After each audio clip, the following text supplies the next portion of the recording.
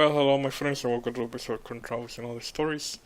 Today we're trying to the town of Savannah. We took the tour of the town, and the whole tour takes around, if I remember correctly, around 19 to 24 stops.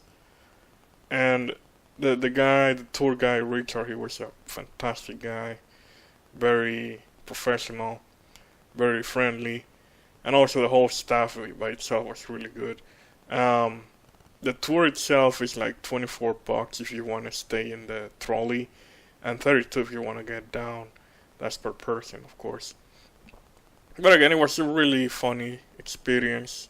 They have people reenacting certain characters of the 1900s, among them politicians and civic people. Pretty much. I think at one point we also met with a cotton, somebody that loaned money for exporting cotton outside the United States, something like that. But overall, it was a good experience, very educational. If you have kids, that's a good tour to get to your kids to get interested a little bit of the history of these towns, including Savannah, which is one of the oldest towns down here in the southern United States. Overall, it was really good, and hopefully, if one point in the future I want to repeat it again with my relatives if they are here with me. So anyway, enjoy the video. I kind of gathered a little bit of the tour, but you want to see the whole experience, you have to go see it by yourself again.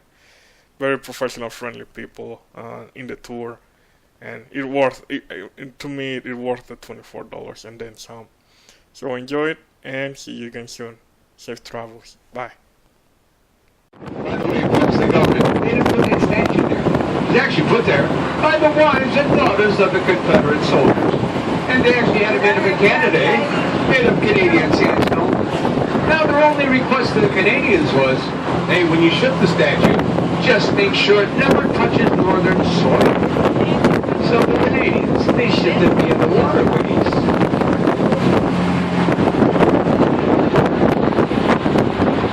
When the band Rascal Flatts was playing, and free concert for everybody. Alright, we're going to go to stop 4 now, but before I bring you to 4, let me point out the red brick building to my right. Now this one, that's the mansion on 4th Street Park. The mansion, it is a 4-diamond rated luxury boutique hotel. Notice the architecture. Now this style, they call this Queen Anne. Oh yeah, Damien, you want to bring the ladies, Cindy and Devon, right here to 700 Drayton? That's a 4-star rated restaurant. Damien, huge ones that actually go all the way around the church. Now they actually bought these windows at a store in New York by the name of Tiffany. The church, named after John and Charles Wesley. Now John Wesley was the founder of the Methodist movement. Stop by. Now, folks. Now, his son Willie was actually the one who married Julia Gordon Low. Julia Gordon Low was the founder of the Girl Scouts here in Savannah back in 1912. This church, where Dr. King did the very first rendition of the "I Have a Dream" speech. Now the speech, folks, went over so well was this congregation, it was this pastor to the church, who did suggest to Dr. King, hey, you might want to do that same speech in Washington. And as you already know, it was on August 28, 1963, you saw Dr. King standing on the steps of the way. Now back in the 1800s, that particular home, how did this year? Now, back in the 17 and 1800s, Wright Square here was actually known as the Hanging Square. Ooh. That's right. Had you committed a heinous act, then they convicted you of committing that heinous act. They would then hang you from the limb of this tree right there. Now, they'd actually let you hang there for several days. Ooh. This was to let others know what would happen to them if they committed a heinous act. As you look around the square, please notice, you will not see any of that hanging Spanish moss. Legend has it, Spanish moss, it never grows where an innocent has been hanged. Oh, I also want to mention, the very first woman to hang, she hanged right here in this square. Now her name, that was Alice Riley.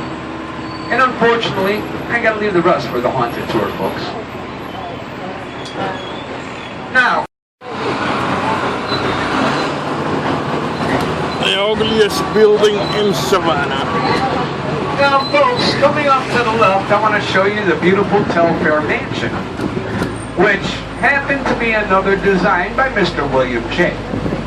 William J. had this mansion built back in 1818, and he had it built for his best friend. Now his best friend, his name was Alexander. 1955, the city of Savannah actually erected a 3-story parking garage here on this square. 2005, they tore it out, restored Ellis Square. Good move.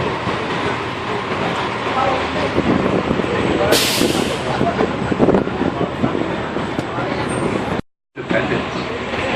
Now in the center is a beautiful monument. Now this monument honors General Nathaniel Greene. General Nathaniel Greene. He was second in command to George Washington. He was also a war hero.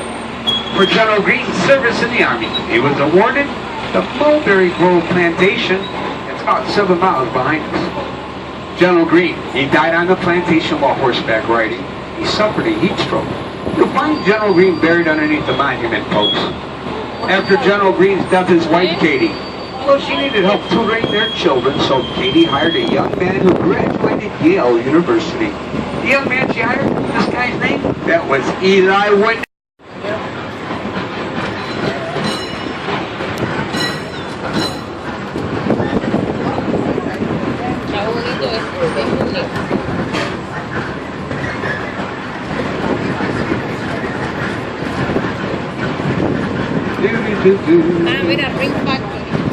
All right, this is stop 12, everybody. Come on down.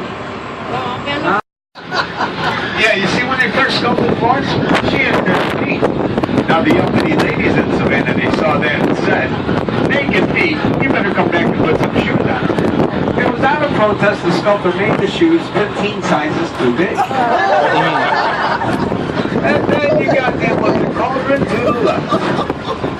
Some of you might remember, back in 1996, Atlanta, they were the host city for the Olympics. Now, folks, Atlanta, they're kind of in the center of Georgia, not much water around Atlanta, so the Olympics work. You might get the,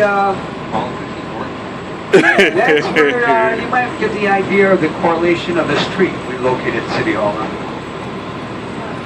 There you go. Listen, two letters. To be a slave owner here in Savannah. South Carolina had slavery, so did Florida, but not here. You see, General Overbrook felt it would be immoral for one man to lose another man. Now General Overbrook decides to go back. What did Ben Franklin invent?